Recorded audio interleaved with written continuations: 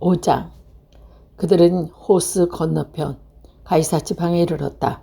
예수께서 배에서 내리실 때 더러운 악령 들린 사람 하나가 무덤 사이에서 나오더니 예수를 만나게 되었다. 그는 무덤에서 자라는데 아무도 아직도 예수를 메어둘 수가 없었다. 쇠사슬도 소용없었고 여러 번 쇠고랑을 채우고 쇠사슬로 묶어 두었지만 그는 번번이 쇠사슬을 끊고 쇠고랑으로부터 부숴버리고 아무도 그를 휘어잡지 못했다. 그리고 그는 밤이나 낮이나 항상 묘지와 산에 돌아다니면서 소리를 지르고 돌로 제 몸을 찢곤 하였다. 그는 멀찍이서 예수를 보자 곧 달려와 그 앞에 엎드려 지극히 높으신 하나님의 아들 예수님, 왜 저를 간섭하십니까? 제발 저를 괴롭히지 마십시오 하고 큰 소리로 외쳤다. 그것은 예수께서 악령을 보시기만 하면 더러운 악령아 그 사람에게서 나오라 하고 명령하셨기 때문이다. 예수께서 그 이름이 무엇이냐고 물으시자 그는 군대라고 합니다. 수요가 많아서 그렇습니다 하고 대답했다. 그리고 자기들은 그 지방에 쫓아내지 말아야 달라고 애걸했다. 마침 그곳 산기슭에서 노아 기르는 돼지떼가 우글거리고 있었는데 악령들은 예수께 저희를 저 돼지들에게 보내어 그곳에 들어가게 해주십시오 하고 간청했다. 예수께서 허락하시자 더러운 악령들은 그 사람에게서 나와 돼지 속으로 들어갔다. 그러자 거의 2,000마리나 되는 돼지떼가 바다를 향하여 비탈을 내려달려 물속에 빠져 죽고 말았다. 돼지던 사람은 음녀와 총락으로 달려가서 이 일을 알렸다. 동네 사람들은 무슨 일이 일어났는지 보러 나왔고 예수께서 계신 곳에 이르러 군대라는 마귀가 들어선 곳이 바로 옷을 입고 멀쩡한 정신으로 앉아있는 것을 보고는 그만 겁이 났다. 이 일을 지켜본 사람들이 마귀 들렸던 사람이 어떻게 해서 나왔으며 돼지떼가 어떻게 되었는지 동네 사람에게 들려주자 그들은 예수께 그 지방을 떠나달라고 간청했다. 예수께서 배에 오르실 때 마귀 들렸던 사람이 예수를 따라다니게 해달라고 애원했지만 예수께서는 허락하지 않으시고 주께서 자비를 베풀어 너에게 얼마나 큰 일을 해주셨는지 집에 가서 가족에게 알려라 하고 이르셨다. 그는 물러가서 예수께서 자기가 해주신 일을 데가포리아 지방에 두루 알렸다. 이 일을 듣는 사람마다 모두 놀랬다. 예수께서 배를 타고 건너편으로 다시 가시자 많은 사람들이 또 모여들었다. 예수께서 혼자 호숫가에 계셨을 때 야이로라고 하는 한 회당장이 와서 예수를 배웠고 그 발 아래 엎드려 제 어린 딸이 다 째게 되었습니다.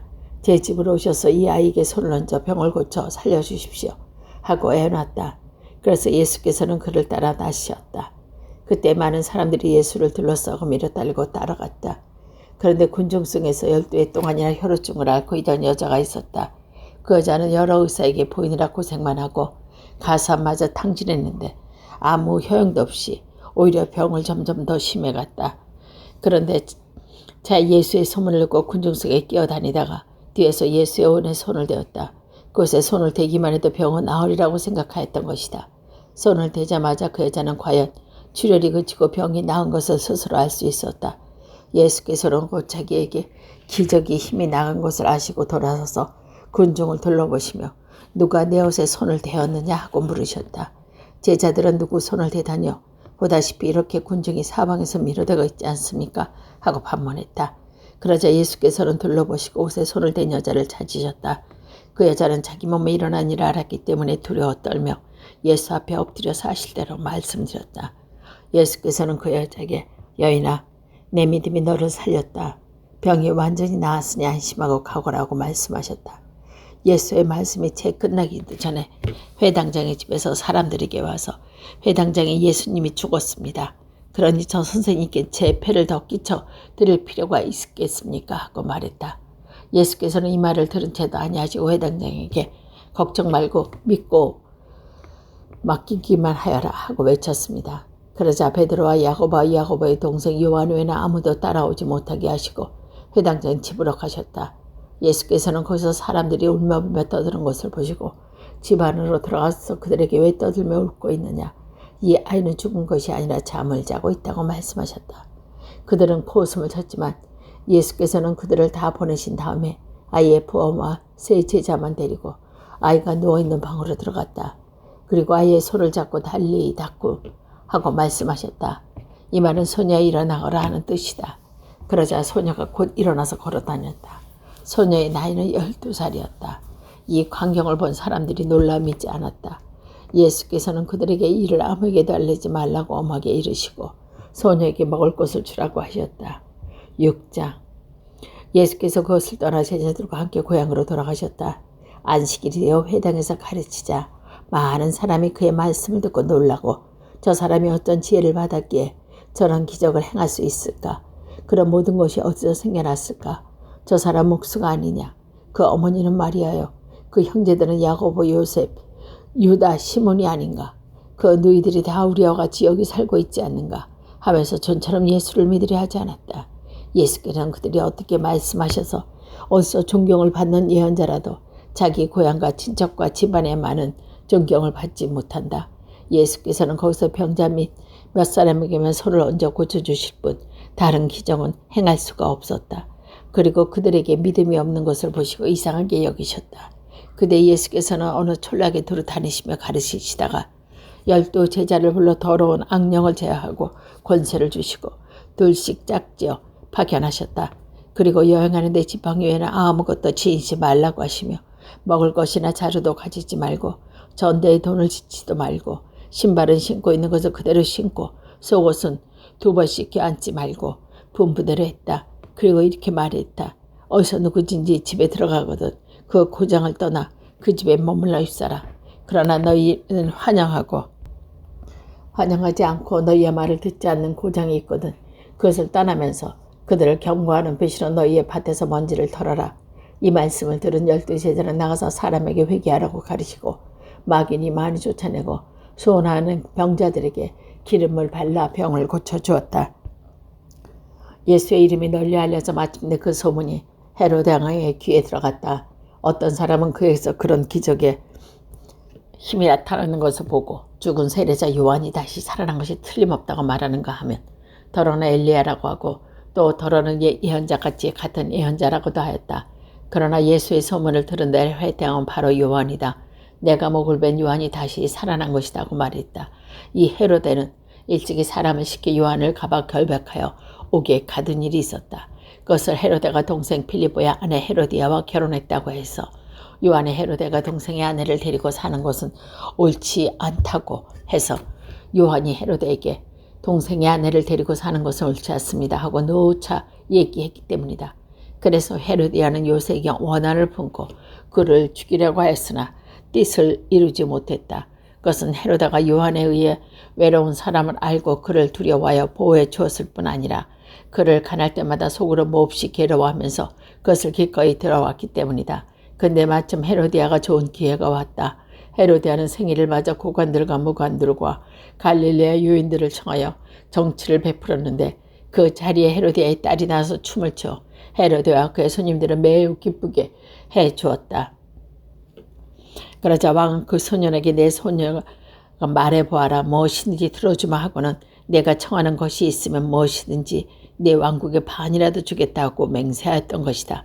소녀가 나가서 검에게 무엇을 청할까 하고 의논하자 그 어머니는 세례자 요한의 머리를 달라고 하라고 시켰다. 그러자 소녀는 급히 왕에게 돌아와 지금 곧 세례자 요한의 머리를 쟁반에 담아 저에게 주십시오 하고 청했다. 왕은 마음이 몹시 괴로웠지만 이미 맹세한 바도 있고 또 손님들이 보는 앞이어서 그 청을 거절할 수가 없었다. 그래서 왕은 경비병 하나를 보내며 요한의 목을 베어 오라고 명령했다. 경비병이 감옥에 가서 요한의 목을 베어 쟁반에 담아다가 소녀에게 건너자 소녀는 다시 그것을 제 어머니에게 갖다 주었다. 뒤 소식을 들은 요한의 제자들이 와서 그 세체를 거두다가 장사 지냈다. 사도들이 돌아와서 자기들이 한 일과 가르친 것을 예수께 낱낱이 보고했다. 예수께서는 제자들에게 따로 한적한 곳으로 가서 함께 좀 쉬자고 말했다. 찾아오는 사람이 너무 많아서 그들은 음식을 먹을 것조차 잃었던 것이다. 예수 일행은 배를 타고 따로 한적한 곳을 찾아 떠났다. 근데 사람들이 그 일행이 떠나는 거 보고 그들이 예수의 일행인 것을 알고는 여러 동네에서 모두 달려나와 육로로 해서 그들을 앞질러 그곳에 갔다. 예수께서 배에서 내려 군중을 많이 모여드는 것을 앞질러 그곳에 갔고 예수께서 배에서 내려 군중이 많이 모여있는 것을 보시고 목장 없는 양과 같은 그들을 측은히 여기시어 여러 가지로 가르쳐 주셨다. 저녁 때가 돼야 제자들이 예수께 와서 여기 외딴 곳이니 시간은 이미 늦었습니다. 그러니 군중들에게 해쳐 제각기 음식을 사 먹도록 농가나 근처 마을로 보내는 것이 좋겠습니까? 하고 말했다. 예수께서 너희가 먹을 것을 주어라 하고 이르시자 제자들은 그러면 저희가 가서 빵을 200 데려오너치나 사다가 먹고 말씀입니까? 하고 물었다. 그러자 예수께서는 지금 가지고 있는 빵이 몇 개나 되는가 알아보아라 하고 말씀하셨다. 그들이 알아보고 돌아오니 빵 5개와 물고기 2마리가 있었고 예수께서는 제자들에게 군중을 풀밭에 떼지 않게 하라고 이르렀다. 군중들은 100명이 또는 50명씩 모여 앉았다. 예수께서는 빵 5개와 물고기 2마리를 손을 드시고 하늘로 우러러 감사의 기도를 드리신 다음 빵을 떼어 제자들에게 주시며 군중에다 나눠주라고 하였다. 그리고 물고기 2마리와 모든 사람에게 나누어 주었다. 그들은 모두 배불리 먹고 그리고 남은 빵 조각과 물고기를 주워 모으니 12강줄에 가득 차며 먹은 사람은 남자만 5,000명이나 되었다. 그때 곧 예수께서 제자들을 재촉하여 배를 태워 건너편 벳세다로 먼저 가게 하시고 그동안에 혼자서 군중을 돌아보셨다. 그들을 보내시고 나서 기도하시려고 산으로 올라갔으나 날이 저물었어 배는 바다 한가운데 있었고 예수께서는 혼자 육지에 계셨다. 제자들이 마치 역풍을 만나 배를 전으라고 몹시 애를 쓰고 있다. 이것을 보신 예수께서는 무리를 걸어서 제자들 쪽으로 오시다가 그들 곁에 지나쳐 가시려고 했는데 그것은 새벽 4시쯤이었다. 제자들은 예수께서 무리를 걸어오시는 걸 보고 유령인 줄 알고 비명을 질렀다. 그들을 모두 겁에 질렸던 것이다. 그러자 예수께서 곧 제자들을 향하여 나다 겁내지 말고 안심해라 하였다. 그들은 담배는 모르고 바람에 그리쳤다. 제자들은 너무 놀라 어찌할 바를 몰랐다. 그 다음에 무디어서 군중에게 빵을 먹이신 기적도 아직 깨닫지 못하는 것이었다. 그들은 바다를 건너 겟세마네 땅에 배에 댔다. 그들에게 배에서 내리자 사람들은 곧 예수를 알아보고 그 그저 온 지방을 뛰어다니면서 병자들을 위에 눕히고 예수가 계시다는 곳을 찾아 그리로 데려갔으라. 마을이나 도시나 농촌이나 어디든지 예수께서 가시기만 하면 사람들은 병자들을 장대에 데려다 놓고 그 옷자락만이라도 만지게 해달라고 간청했다. 그리고 손을 댄 사람은 모두 나았다. 7장 예루살렘에서 온 바리새파 사람들과 율법학자 몇몇 사람이 예수께서 모여왔다가 제자 몇 사람이 손을 씻지 않고 부정한 손으로 음식 먹는 것을 보았다. 원래 바리새파 사람들뿐만 아니라 모든 유다인들은 조상의 전통에 따라 음식을 먹기 전에 반드시 손을 깨끗이 씻었고 또 시장에서 들어왔을 때에도 반드시 몸을 씻고 나서야 음식을 먹는 관습이 있었다. 그 밖에도 지켜야 할 관습이 많았는데 가령 잔이나 단이나 놋그릇 같은 것을 씻는 일이 그것이었다. 그래서 바리새파의 사람들과 율법학자는 예수께 왜 당신의 제자들은 조상의 전통을 따르지 않고 부정한 손으로 음식을 먹습니까? 하고 따졌다. 예수께서는 이렇게 대답했다. 이사야가 뭐라고 해야 하느냐. 이 백성이 입술로는 나를 공경하여도 마음은 나에게서 멀리 떨어져 있구나. 그들은 나를 헛되이 예배하며 사람의 기망을 하나님의 것이냐 가르친다고 했는데 이것은 바로 너희와 같은 위선자를 두고 한 말이다. 너희는 하나님의 계명을 버리고 사람의 전통을 고집하고 있다. 그리고 이어서 이렇게 말했다. 너희는 그 전통을 지킨다는 구실로 교모하게 하는 하나님의 계명을 어기고 있다. 모세가 부모를 공격하라고 하였고 또 아버지나 어머니를 욕하는 자는 반드시 사형을 받는다고 하였는데 너희는 누구든지 아버지나 어머니나 제가 해드려야 할 것을 하나님께 바쳤습니다라는 뜻으로 고르반이라고 한마디 하면 된다고 했다. 자기 아버지나 어머니에게 아무것도 해드리지 못하고 있으나 이것이 바로 전해오는 전통의 핑계삼아 하나님의 말씀을 무시하는 일이 아니고 무엇이냐. 나는 그밖에 그런 일을 많이 저지르고 있다. 예수께서 다시 사람들로 불러 모시고 이렇게 가르치셨다. 너희는 내 말을 새겨들어라. 무엇이든지 밖에서 몸 안으로 들어가는 것은 사람을 더럽히지 않는다. 더럽히는 것은 도리어 사람에게서 나오는 것들이다. 예수께서 군중을 떠나 집에 들어가셨을 때 제자들이 그 비유의 뜻을 묻자 예수께서는 너희도 이렇게 알아듣지 못하느냐.